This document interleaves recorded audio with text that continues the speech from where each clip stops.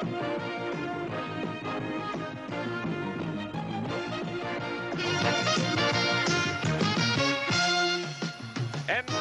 football today from Memorial Stadium in Lincoln, Nebraska, Oklahoma, and Nebraska. The Swift Sooners will be led by the great Billy Sims.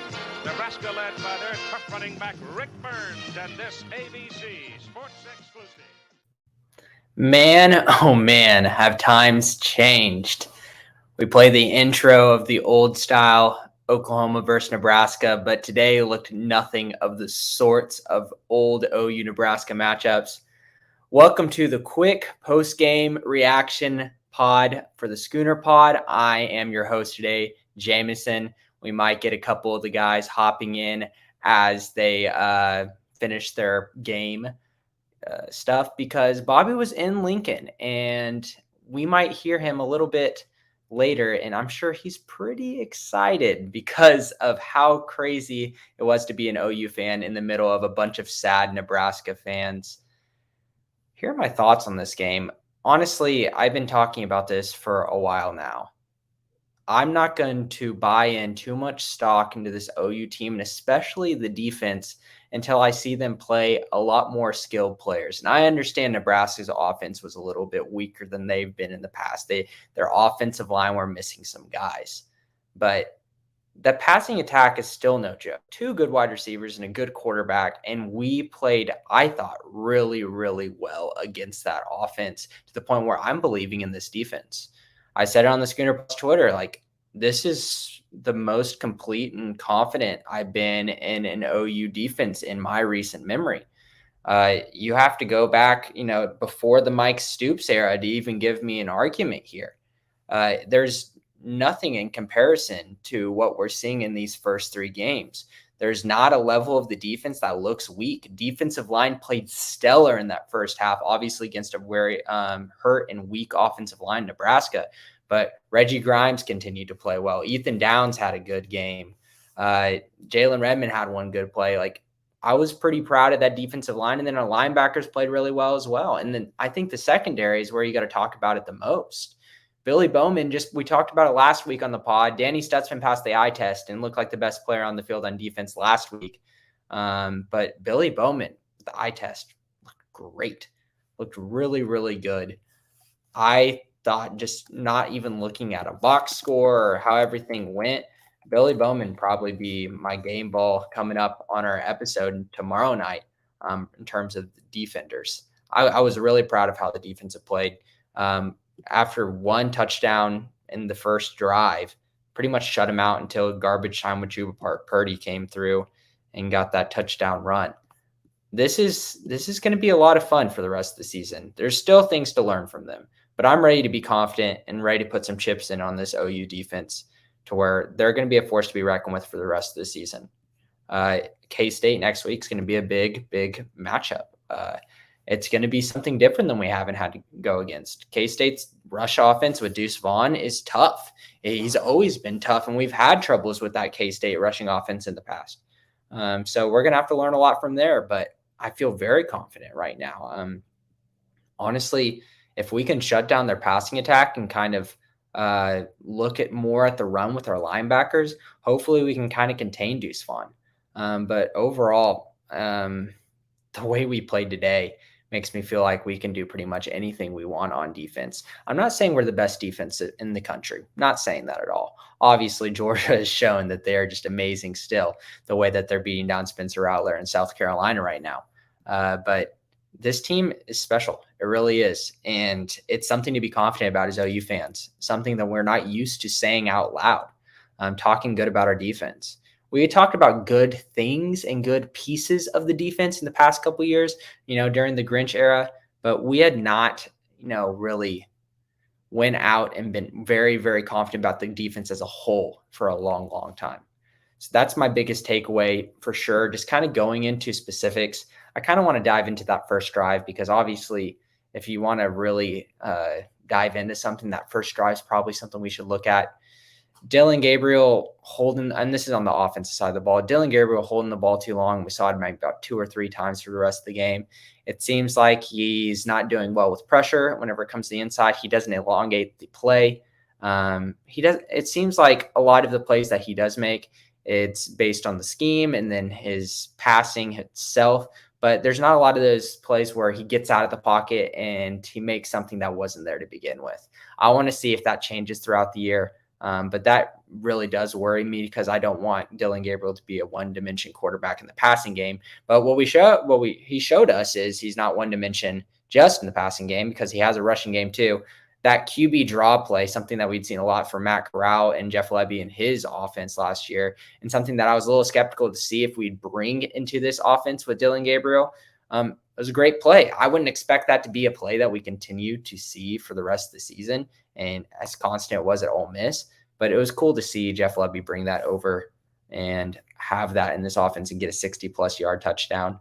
I guess moving on into that next drive where Nebraska scores, it just seems like we weren't ready. That's really what it was.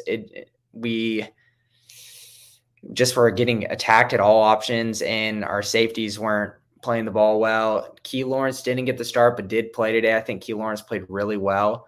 I'm not saying if Key Lawrence were to start, we're not going to get a touchdown against us in that first drive. But let me tell you something. He looked like he was playing at a high level for the rest of the have got an interception, should have got a second interception. He was playing good coverage, tackling the ball well.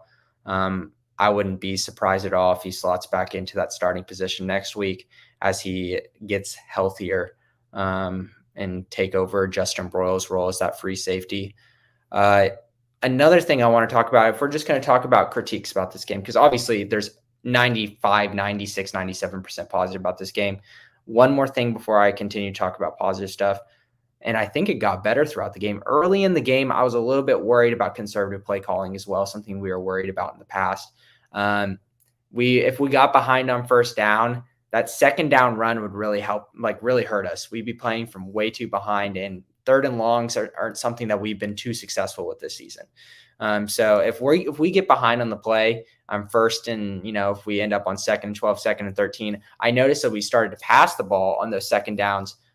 Things started to open up a little bit better. Drake Stoops had a really good 2nd and long catch that opened up a drive that later ended up to a touchdown.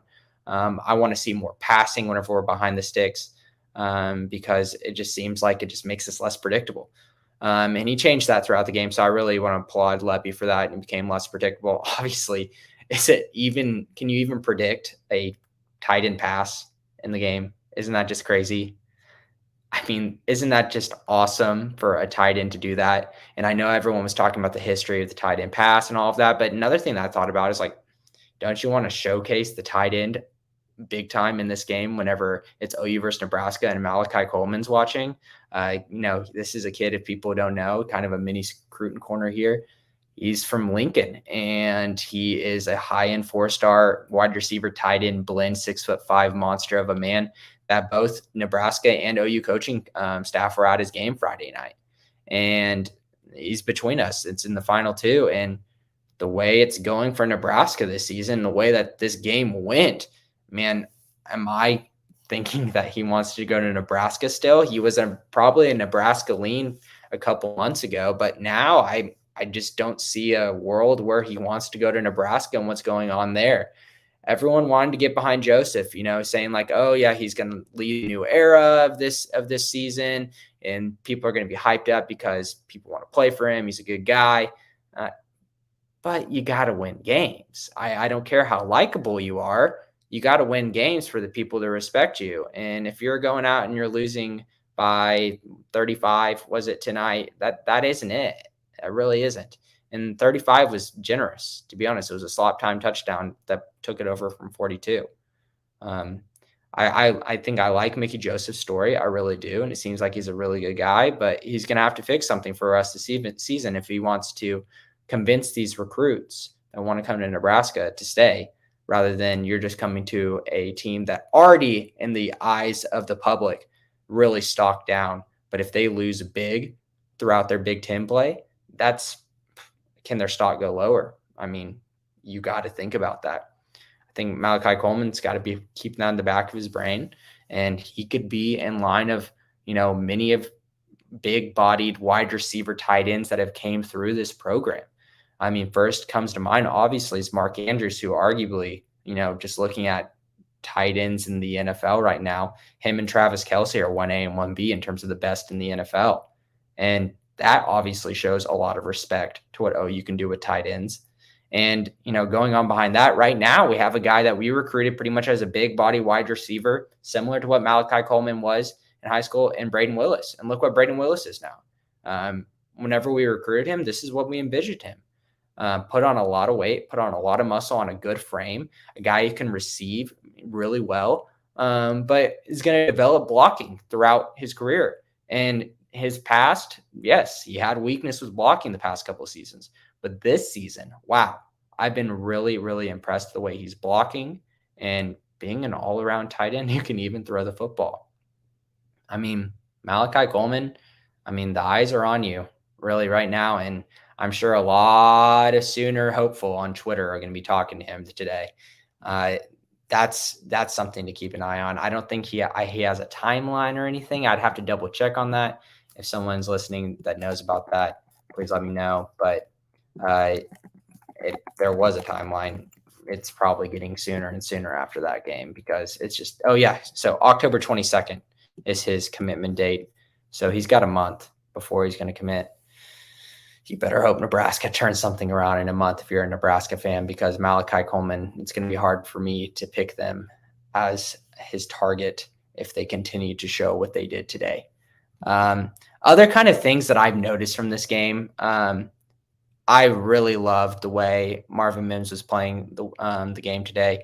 I thought that deep ball to him that ended up getting a pass interference was a great ball from Dylan Gabriel, a guy that I've been worrying about his accuracy. He had a couple of throws that were a little bit off today, but that was a stellar ball, really accurate, and would have been a touchdown if it wasn't for that pass interference. I think just all around, we're using Marvin Mims more than we had in the past. We had used to kind of use him maybe in a big play every once in a while, but there'd be some games where he gets 2 catches. I understand he only had 4 catches today, but I feel like he could have had a lot more if this was a closer game. We pretty much shut our team down halfway through the third quarter. I mean, there's some games where we're playing FCS opponents and we don't shut our team down until the late third quarter into the fourth quarter. And here we are in the middle of the third quarter, and Nebraska's already benching their quarterback and OU's already benching their quarterback. So if you're looking at stats in this game and usage, that's got to keep that in the back of your mind. I think Marvin Mims' usage will continue to stay up and be a wide receiver one that we've expected his talent to show. I really like what he showed on the offensive side of the ball. Other guys on the offensive side, obviously, Marcus Major continues to look really well. And I think Eric Gray really showed some things. If people were kind of saying, I'm not really liking what I've seen from Eric Gray so far, I think the offensive line really helped him. They were saying it on the broadcast a lot. That left side of the offensive line was really doing well in run blocking. Gave Eric Gray plenty of gaps to run up. And I was really impressed the way that he played there. I think that Eric Gray continues to be RB1.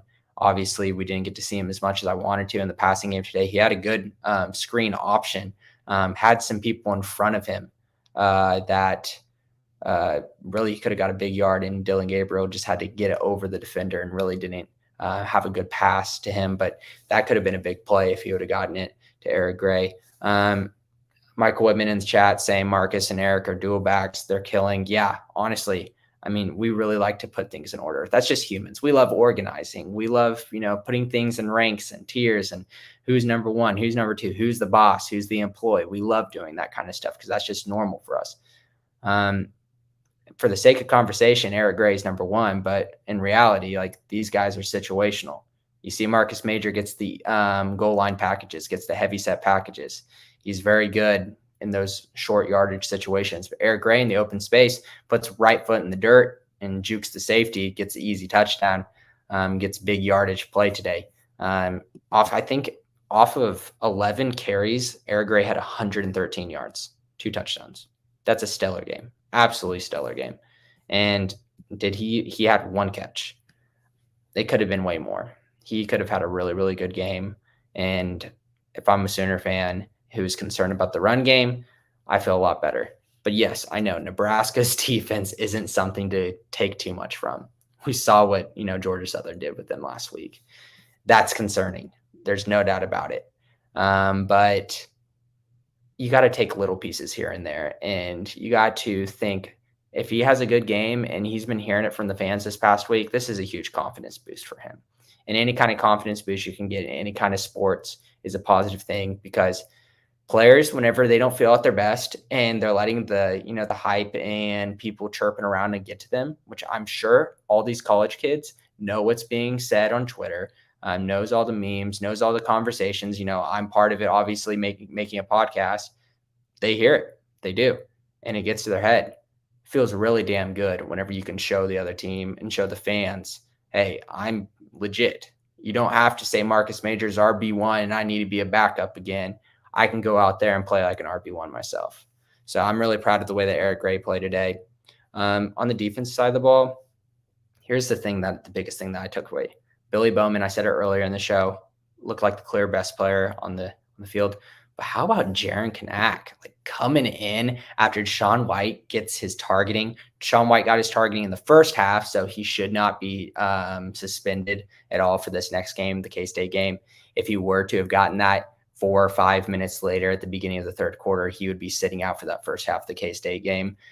For what you believe in Deshaun White, that's still a very good thing for us that we have our starting cheetah there. But Jaron Kanak getting the starting nod, cheetah played well, really well. I think he could have wrapped up a little bit better on a couple of the free blitzes that he had to the quarterback, but he was showing a lot of his skill, and obviously had that forced fumble, which was a big play right at the beginning of that third quarter.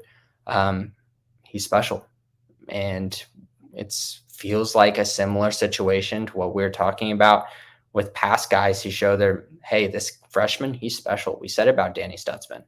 Danny Stutzman is coming in his freshman year, and we're like, wow, this guy's pretty good. I think he can be something pretty soon. And what do you know? A year later, he actually is something, and he's actually making plays. And now he's like one of our best defenders on our team. Jaron Kanak next year, Deshaun White leaving, he slots right into that cheetah position. That's going to be fun. It really is. I think he's a huge positive and a huge, huge get to where if Brent Venables was not our coach, we'd never have this guy.